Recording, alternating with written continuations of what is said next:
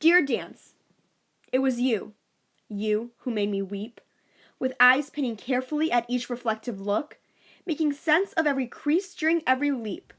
With each day, a piece of love from me you took, glaring in disgust at each line, at the clothing tugging in the most unwanted places, examining the excess amounts around my spine, carefully tracing my thighs and an absence of spaces. And while many spend just a few moments a day looking into mirrors with cautious eyes, I grew up this way, in front of a studio mirror, a curse in disguise.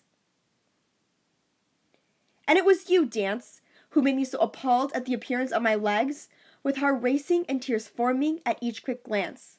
To stop doing what I love, confidence desperately begs. And it was you who meticulously created the dim light studio, and those mirrors that exemplified the fatness of my ankle in a shiny pink point shoe, and who created a hostile place instead of one to grow. And it was you, ripping at the last shred of my confidence in its reflective and monstrous light, rejecting what I once thought of as passion true, but to do what I love, I did not give up without a fight. And it was my love for you, inspiring me to look beyond the reflective curse of a shiny looking glass, and peer carefully into a soul full of joy for what I do, reviving my passion for you, Dance, alas.